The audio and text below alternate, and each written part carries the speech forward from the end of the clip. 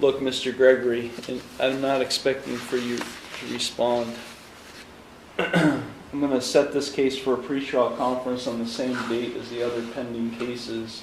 You are facing a lot of jail time in these cases, and I don't want to hear any excuses from you today or at any time about why you're driving. I'm fed up with you!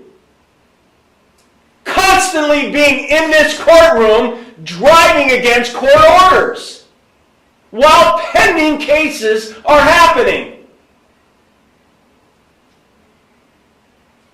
This is constant, well before Mr. Loftus was ever involved in representing you.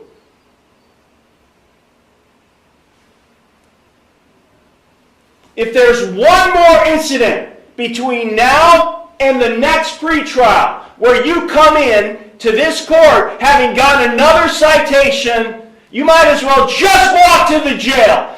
I'm fed up with you. I can't believe I'm letting you go. I can't believe I'm letting you walk out this door.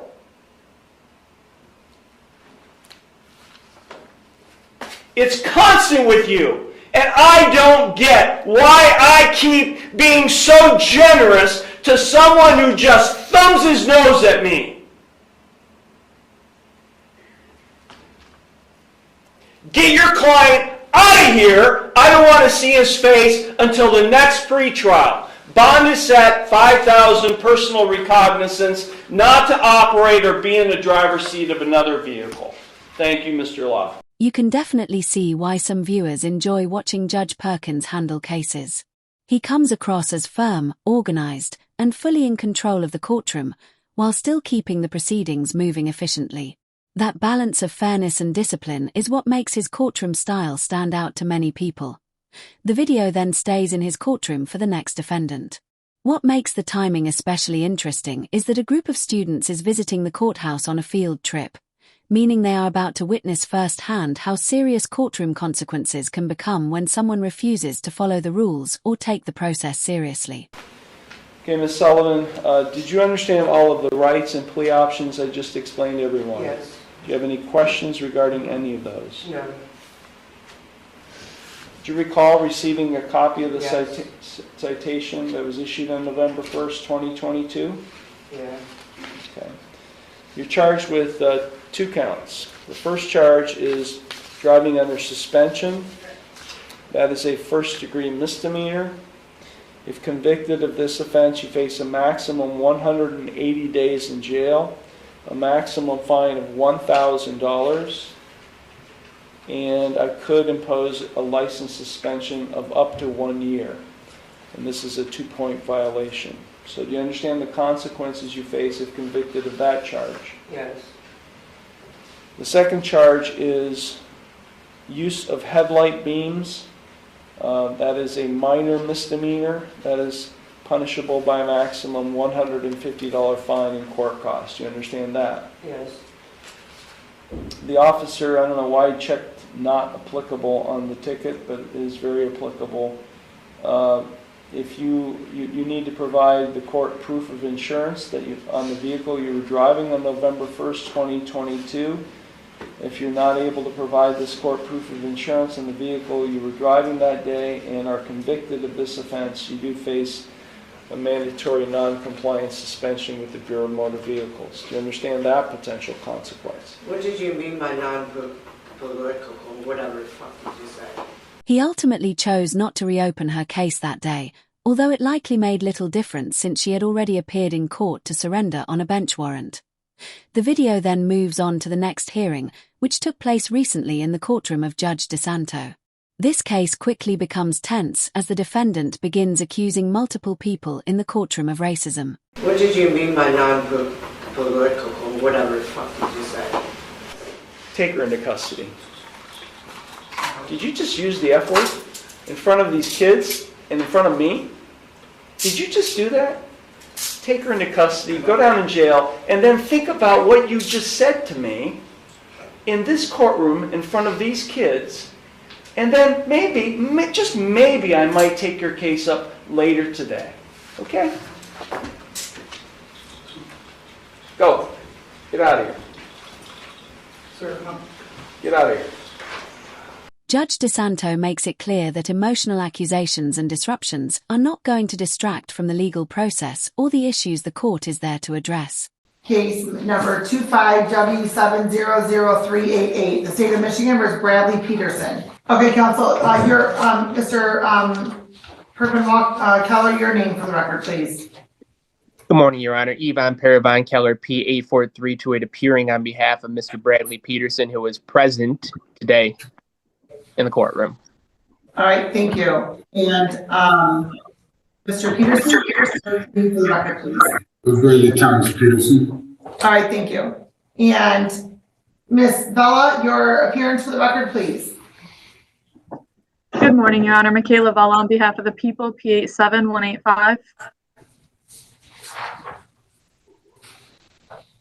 All right. And so today is the date scheduled for a probable cause conference in this matter. And counsel? Your Honor, I had the opportunity to speak with Mr. Peterson in the breakout room, and this is something that the court may be aware of, and I am not. Mr. Peterson had recently come out of being incarcerated for the purposes of these proceedings. He got out on bond, and that was arranged. Mr. Peterson and I had discussed a number of things in the breakout room. We discussed going forward with strategy in this case, and Mr. Peterson had informed me that he had filed a motion with the court to remove the judge from this case. And regardless of whether that motion had been filed or not, or whether he intended for such a motion to be filed, I advised him that I was not comfortable with doing so and that I did not agree to do so for the purposes of this case. And as such, him and I discussed that this was going to be a stopping point in going forward with representation. And as such, we parted amicably. And at this time, I would ask to be allowed to recuse myself from this case, Judge. This is an interesting situation because, in many court cases, it is usually the defendant who decides to dismiss their attorney. That often happens in sovereign citizen cases when a lawyer refuses to support arguments or theories that have no legal basis, leading the defendant to search for someone else who will agree with them. In this case, however, the disagreement appears to be over legal strategy. A defendant has the right to make major decisions about how they want to handle their case, even if their attorney strongly disagrees with that approach. Because of that conflict, the lawyer is the one asking to withdraw from representation. The likely issue is that the attorney does not feel comfortable supporting motions or arguments they believe are unlikely to succeed in court. All right, so counsel, you are asking to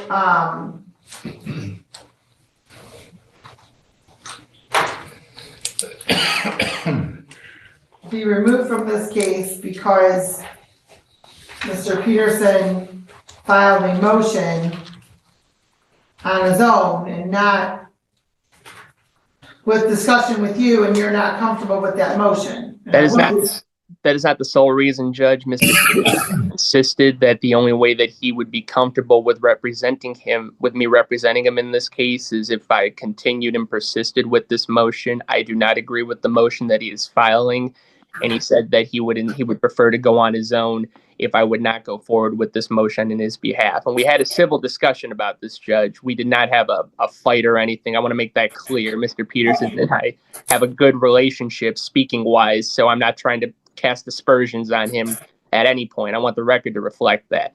But this is an impasse that we have reached, and that is the reason I have brought this to the court's attention. Okay. All right, the court will note that there was a motion that was filed today asking for this court For the videotape, hearing a bell and charges. Okay, well, we don't have videotape. You can request a transcript, certainly. Yes, you can certainly request a transcript. Yeah. You don't need a motion for that. You can request a transcript without a motion, just so you know. Okay, well, we did it over Zoom, so I just assumed that you'd have a videotape of it and not a transcript of the 7th, January 7th, when we had a bail bond discussion and the charges of trespassing and assault in the city of Woodhaven. We did it over Zoom. I understand we did it over Zoom, but we don't, that was not recorded over Zoom. It was just on recorded on our transcript. Okay, well, I'm gonna have to file a motion for that, I guess, because I don't. No, sir, what I'm saying is that you don't need a motion for transcripts. You Okay. can just request the transcripts. Okay, yeah. There's a fee that you have to pay, but it's not a motion. Trying to manage a case becomes extremely difficult when a defendant is attempting to direct their own strategy alongside formal legal counsel, especially when those approaches are working against each other instead of together. Okay, yeah, I request that. Also, I request on the Michigan Courtroom 2.003. I believe it's filed that on the 17th on Friday or something like that. So Okay, hold on, just one moment. Okay, well, counsel, I will allow you to,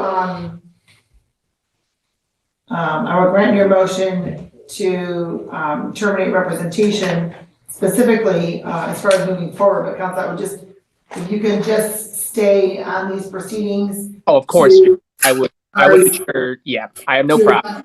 Let me finish, please. I'm sorry. To advise Mr. Peterson appropriately if he's getting into some territory he shouldn't be getting into, okay? Of course, Judge.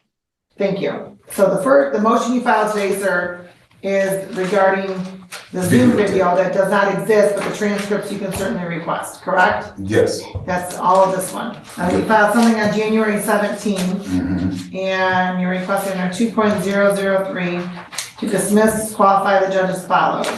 File the motion in good faith. Fair bond conditions and restrictions to stop U.S. public protests at city and Winnebago public schools are biased favors given to plaintiff. Okay, well, sir, I can tell you that that's not, that's a condition this court put in because that's what's alleged as a violation. So to protect the complaining witnesses, that's what the court put in. Just as in any assault case, sir, I put a no contact provision in. And so that is why I did that, not because there's any bias at all. Well, if you keep Not reading, at all. If you keep reading, Your Honor, you'll see that the U.S. Federal Court, Judge Grant, Your Honor, because the city of Woodhaven tried to put a PPO on me, specifically told them, case dismissed, that he cannot violate my constitutional rights. The narrator strongly challenges the defendant's claims and explains that they looked into the case history themselves to verify the facts. According to the narrator, the defendant referenced a ruling involving Judge Grant connected to a dispute with the city of Woodhaven, which led to a federal civil rights lawsuit filed in the Eastern District of Michigan. The case, involving Brad Peterson and multiple defendants, reportedly named several public officials and government entities, including the state of Michigan, the city of Woodhaven, local officials, a judge, and a prosecutor. The defendant argued that his rights had been violated and claimed that authorities had improperly targeted him. The narrator then points to language from later court filings and appeals, suggesting that parts of the defendant's version of events may not fully match the court record. In particular, the appeal discusses procedural issues surrounding objections to a report and recommendation, which the narrator presents as evidence contradicting some of the defendant's statements. Now, and I believe that's the issue. Oh, hold on, please, just one moment. I understand that you think that that's the issue. I'm not trying to violate your constitutional rights. What I'm trying to do is that there is, right now, that there's a complaining witness. There are allegations, and so the court, as condition of bond, has put certain parameters and conditions of bond on. Just as, like I just stated, just as if there is an assaultive, somebody with assault and battery or domestic violence, they're not allowed to return to the home or wherever the victim lives. They're not allowed to return to the victim's place of employment. They're not allowed to contact the victim. Those are all conditions I put in. Somebody with disorderly conduct, I put certain provisions in there, whether they can use alcohol or not use alcohol, whether they have to use testing or not testing. It's not intended to violate any rights under the U.S. Constitution. The purpose is for protection of the complaining witnesses and protection of society if this court deems necessary. That's if somebody violated a law. I haven't violated nothing. Sir? I'm with you. The allegation is that you assault or resisted, obstructed a police officer causing injury and trespassed. That's just an allegation. You're correct. But as a condition of bond, there are certain factors the court has to take into consideration when assessing bond, and the court has judicial discretion to assess bond conditions. That is what this court did. I didn't place you on house arrest, told you you couldn't move anywhere. I didn't do any of that, sir. I simply put forth conditions relevant to the allegations therein. And sir, I'm very much aware that they're allegations only. Yeah, you need to read the whole thing, other than just one. I got like 15 issues in there. 15 issues. Yeah, Okay, you need to read the whole thing. Also, Your Honor, I publicly protested today in front of your court. Okay. But none of your police came out to arrest me because that's my constitutional right to do. I'm not ignorant of my constitutional rights. I'm not ignorant. A judge told me a long time ago, ignorance of the law is no excuse. Right. And so I studied a little bit. I don't know a lot, but I know my constitutional rights. I've done read your European Constitution over and over again. Actually, I wrote one of my own. The Speaker dismisses the defendant's alternative legal theories and argues that personal interpretations or self-created legal documents do not override established law. The main point being made is that, regardless of someone's personal beliefs about government authority or sovereignty, individuals living within the state of Michigan remain subject to both state and federal law. The argument also references the constitutional framework that gives states their legal authority within the United States system, emphasizing that courts operate according to recognized federal and state laws rather than personal declarations or unconventional legal theories. If I followed your white laws, I follow them, and then you stomp on me when I followed your laws. You've been doing this for hundreds of years. You know, Martin Luther King marched, and you guys took dogs out. Stop right now. I'm not 100 years old, so do not accuse me of stomping on anything. Well, let's be very clear on that. Yeah, well, okay. Yeah, don't seem like it. I'm not 100 years old, sir. Were you interfered with at all while you were engaging in your protest? My constitutional right? No. No, you were I not. did at the city of Woodhaven, though, and now you condemning me for it because sir. you restricted me. Sir, let me be very clear. I've committed no crime. I am restricting, I put conditions on for the protection of the complaining witnesses, which is the authority that I've been given with my judicial discretion. You also took an oath to uphold every citizen's constitutional right to public protest. Okay. But you're not doing that. Sir, let me clarify. Let me clarify something. There is a balancing act that as judges we have to do. So we have you're charged with a crime, right? It's an allegation. We have the protection of the victim and the community. All right. So there's a balancing act that this court has to do. And that is what this court is doing. I have not restricted all of your movement. I have not said you can't put signs up anywhere. You can't go on any public property. I have not done that, sir. You did? No. What I did was I addressed specifically the complaining witness and the victims in this matter. That is what I did, and that is what I have the authority to do that's been given to me by the U.S. Constitution as well. That's statutory authority. Whether you agree with that or not, sir. I understand you don't agree, but that's not a basis for this court to disqualify itself. Let's see what the next one is here. Okay, I don't know what bias favors are. I'm not biased, prejudiced, discriminating against you in any way, sir. That's your opinion. And sir, let me just be very clear. The court has not infringed on your First Amendment right of free speech. What it did is it put in protections for the victim in this matter. I'm the victim. This court has every authority to do. I'm the victim, and you're not recognizing that. I just protested in front of your courthouse, and it was okay.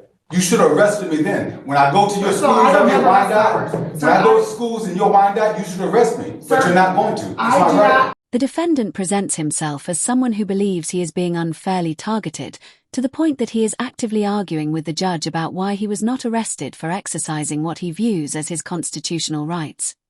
The exchange becomes unusual because, rather than defending himself against an arrest or charge, he appears focused on portraying himself as a victim of government overreach even in situations where enforcement action did not occur. This creates a tense and confusing courtroom discussion, with the judge trying to keep the focus on the actual legal issues instead of broader personal grievances. Let me just clarify. I, as a judge, do not have the authority to arrest you myself. Well, they don't either. They took an oath to uphold my civil rights, whether they like it or not. Sir, did anybody arrest you here? You weren't supposed to. It's my constitutional right to do. Just like in the city of Woodhaven. This is what I'm trying to get through to you. You're trying to say, no, no, no. There's allegations against you that you did this, this, and this. I'm trying to tell you I exercised my constitutional rights and they violated me. I'm the victim. And sir, that is everything that will come through discovery and whatnot. At this stage, this is considered pre-trial. I know what this is. So I've been through your system before. So also, Your Honor, I've asked if you don't dismiss yourself, I'm asking for another judge to hold. Just one moment, please. This court, sir, has to take the allegations and there's a process. Like I don't know it. I know your process. I've been down your roads before. But I don't know I'm what 15. roads of mine you've been down, sir. I'm 15. But you've been here, excuse me. You've been here in this court a number of times Yes, as I other have. matters have been disqualified. Yes, I And you have. have been treated with respect and fairness. And I believe you've even That's stated that that's not yourself. all entirely true. Hold on, sir. I believe you've even stated that yourself. Yeah, but that's not all entirely true. You wasn't here to dismiss the posted signs, was you? You should have been here when the prosecutor dismissed City of Woodhaven posted signs. What? You didn't show up then. Hold on, sir. I don't even know what one that is you're talking about. Well, there was the one that we was going through and postpone. The City of Woodhaven the wrote federal violation. No, they wrote violations, I mean, for posted signs in this case. In other cases. Because I was protesting in the City of Woodhaven. Okay. But on that, the day that you were supposed to be here to have that case dismissed, another judge took your place. You think I'm sleepy or stupid, I'm not. But I'm 15. Stop there right now, sir. Stop there right now. I don't think you're sleepy and I don't think you're stupid. When was that case? The one that you're talking about that I had another judge sitting for me, when was that case? That was, I don't know the exact date of it, but I know the case was dismissed by a prosecutor. Okay. Was that about a year ago, sir? It was last year. Last year. Yeah. Okay, well, the time that I had somebody sitting here in my place was because I had to go to Illinois on an emergency basis because my father had a stroke. Oh, my fault. So instead of having everything dismissed, I made sure I had another judge here to cover. So do not accuse me of thinking that you're sleepy or stupid. You can go ahead and accuse me, Your Honor. The response emphasizes that the legal system does not belong to any one individual, judge, or official, but is part of a broader structure created through elected lawmakers and democratic processes. The argument being made is that the rules and regulations within society are established to govern everyone within that jurisdiction, not to satisfy the personal beliefs or preferences of any single person. T also reflects the idea of a social contract, where people benefit from public systems, protections, and services while also being expected to follow the laws that come with living in that society. I made sure that there was a judge here to cover it anyway. So whether I was here or not is irrelevant. The case got dismissed from the City of Woodhaven. But anyway, That's I'm 15. The defendant under Michigan Court Rule 2.003 requests a hearing by a district court chief judge in case if judge refuses to dismiss herself from this case. I know I have a constitutional right. If you don't dismiss yourself, I have the right for another judge to look at it. This way, it's impartial. It's where another judge can look at it and not just yourself. And apparently, you want to hold this case for a reason. And I believe that you in the City of Woodhaven, the state of Michigan, is in conspiracy. You know what I mean? You guys can say I'm crazy or not, but that's what I'm seeing. Because if you're fighting so hard to keep this case in your court, there's something wrong. Something got to be wrong. You already violated my constitutional right to public protest at the City of Woodhaven because of allegations that I committed assault against the police officer. You guys don't even know me. Sir, okay, stop right there, please, just one moment. So, I'm not fighting to hold on to this case. I was assigned this case by the State Court Administrative Office. Now, I'm also elected to preside over cases. So, unless there's a valid reason for this court to disqualify itself, I am obligated, whether I want to or not, to sit and preside over the matter.